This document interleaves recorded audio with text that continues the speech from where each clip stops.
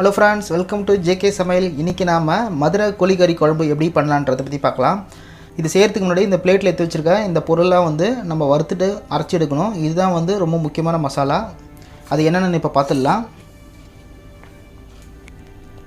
ஒரு 1/4 மூடி தேங்காய் துருவி வச்சுருக்கேன். காரத்துக்கு ஏற்ற போல் காஞ்ச மிளகாய் எடுத்துக்கோங்க. நான் ஒரு 8 நம்பர் எடுத்துருக்கேன். தனியா 2 டேபிள் ஸ்பூன், மிளகு 1 டீஸ்பூன், பொட்டுக்கடலை 1 டேபிள் ஸ்பூன், பட்டை 2 துண்டு, கிராம்பு ஒரு 5 நம்பர், புழுங்கல் அரிசி 1.5 டீஸ்பூன் எடுத்துக்கோங்க. இது குழம்புக்கு திக்னஸ் கொடுக்கும். இப்போ இந்த பொருளாக நம்ம எண்ணெயில் வறுத்துட்டு பேஸ்ட் மாதிரி அரைச்சி எடுத்துக்கலாம். இப்போ பேனில் வறுக்கிறதுக்கு ஒரு 2 டேபிள் ஸ்பூன் ஆயில் சேர்த்துக்குங்க. இப்போ இந்த ஆயிலில் இந்த பிளேட்டில் எடுத்து வச்சுருக்க எல்லா பொருளுமே போட்டு வறுத்து எடுத்துக்கலாம்.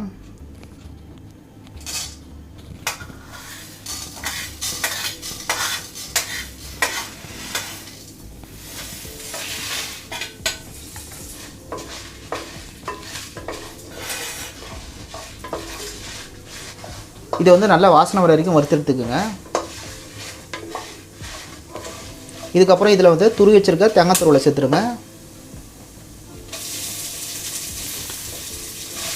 தேங்காய் துருவல் சேர்த்துட்டு ஒரு 30 செகண்ட் வரைக்கும் ஃப்ரை பண்ணாலே போதும்.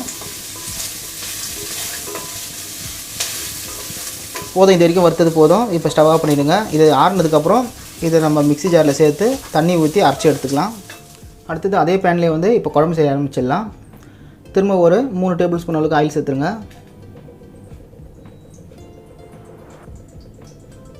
இப்போ எண்ணெயில் கடுகு உளுத்தம் பருப்பு ஒரு 1/2 டீஸ்பூன் சேர்த்துக்குங்க. யூஸ்வலாக நம்ம எப்போவுமே பண்ணுற கறி குழம்பு கடுகு உளுத்தம் பருப்பு போட மாட்டோம். இது நம்ம மதுரை ஸ்டைலில் பண்ணுறதுனால கடுகு உளுத்தம் பருப்பு சேர்த்துக்கிறோம். கடுகு பொரிஞ்ச பிறகு சோம்பு 1 டீஸ்பூன் சேர்த்துக்குங்க. சோம்பு நல்லா வாசனை கொடுக்கும் குழம்புக்கு.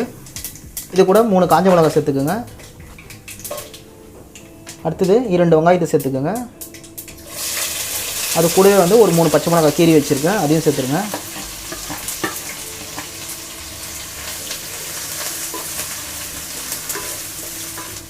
இப்போ வெங்காயம் கொஞ்சம் வதங்கட்டும்.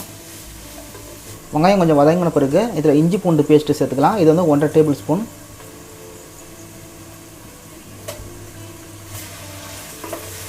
இப்போ இஞ்சி பூண்டு பேஸ்ட்டோட பச்சை வாசனையும் போட்டோம், அது வரைக்கும் கொஞ்சம் வதக்குங்க.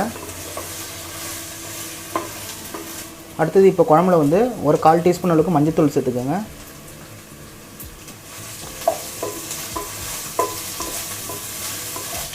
இந்த நேரத்தில் குழம்புல தக்காளி சேர்த்துக்கலாம். இது நான் 2 தக்காளி எடுத்திருக்கேன். அந்த தக்காளியை இதில் சேர்த்துருங்க. சேர்த்து நல்லா கலந்து விடுங்க. தக்காளி கொஞ்சம் வதங்கட்டும்.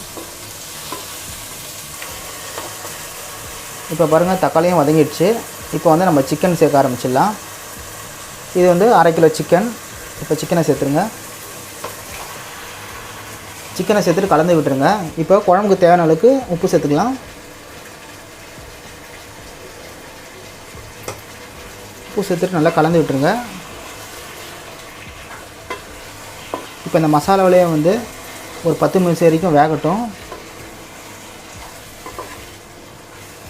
தண்ணி எதுவும் சேர்க்க தேவையில்ல. நம்ம சிக்கன்லேருந்தே தண்ணி விடும், அதனால் இதுலேயே வேகட்டும் கொஞ்சம் நேரம். மூடி போட்டு வச்சுருங்க. மூடி போட்டாலே இடையில மூடியை திறந்து கிண்டி விடுங்க.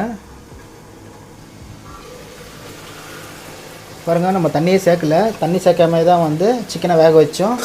அதுலேயே பாருங்கள் எவ்வளோ தண்ணி இருக்குது பாருங்கள். இடையில நான் ஒரு 3 வாட்டி மூடியை திறந்து கிண்டி விட்டுட்டேன்.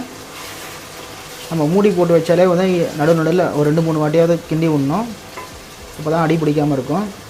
இப்போ நம்ம குழம்புக்கு தேவையான அளவுக்கு தண்ணி சேர்த்துக்கலாம்.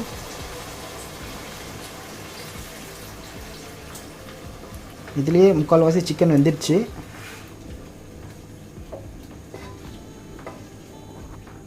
இப்போ இன்னும் ஒரு 5 மினிட்ஸ் மூடி போட்டு வேக வச்சுருங்க.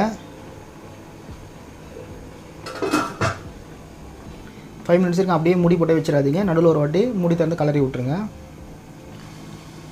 இப்போ ஒரு 5 மினிட்ஸாக குழம்பு கொதிக்குது. இப்போ மூடி திறக்கலாம்.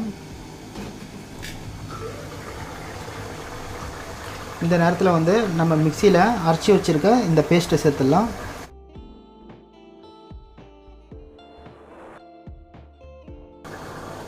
இப்போ நம்ம அரைச்சி வச்சுருக்க இந்த பேஸ்ட்டு சேர்க்கும் போது குழம்பு இன்னும் கொஞ்சம் திக்காக மாறும். இப்போ நல்லா கலந்து விட்டுருங்க. இப்போ மிக்ஸி ஜாரையே கொஞ்சம் அலசிட்டு ஊற்றிக்கலாம். இப்போ குழம்புல கொஞ்சம் கொத்தமல்லி இலையை சேர்த்துக்கலாம். அடுத்தது கொஞ்சம் கருவேப்பிலையும் சேர்த்துக்கலாம். சேர்த்துட்டு குழம்பு நல்லா கலந்து விட்டுருங்க. இந்த நேரத்தில் குழம்புக்கு உப்பு இருக்குதான்னு கூட நீங்கள் செக் பண்ணிக்கோங்க. இந்த கறி குழம்புக்கு வந்து நம்ம கரம் மசாலா எதுவுமே சேர்க்க போகிறது கிடையாது. நம்ம அரைச்சி சேர்த்த அந்த பேஸ்ட்டு மட்டும்தான். இப்போ குழம்பு ஒரு 2 நிமிஷம் கொதிச்சாலே போதும். ஆல்ரெடி நம்ம மசாலாலாம் வந்து எண்ணெயில் வறுத்துட்டு தான் அரைச்சி இதில் சேர்த்துருக்கோம். அதனால் ஒரு 2 நிமிஷம் கொதிச்சாலே போதும். அவ்வளோதாங்க, சுவையான மதுரை கோழிக்கறி குழம்பு ரெடி ஆகிடுச்சு. நீங்களும் இதேமாதிரி ட்ரை பண்ணி பாருங்கள். டேஸ்ட்டு சூப்பராக இருக்கும். இந்த வீடியோ பிடிச்சிருந்தால் அந்த வீடியோ லைக் பண்ணுங்கள், ஷேர் பண்ணுங்கள். நம்ம ஜேகே சமையல் சேனலில் இதுவரைக்கும் நீங்கள் சப்ஸ்கிரைப் பண்ணணும்னா மறக்காமல் சப்ஸ்கிரைப் பண்ணிவிட்டு கூட வர பெல் பட்டன்லையும் ஆல் என்ற ஆப்ஷனை செட் பண்ணி வச்சிட்டிங்கன்னா நம்மளோட ஒவ்வொரு அப்டேட்டும் நீங்கள் மிஸ் பண்ணாமல் பார்க்கலாம். மீண்டும் அடுத்த வீடியோவில் சந்திக்கலாம். தேங்க்ஸ் ஃபார் வாட்சிங்.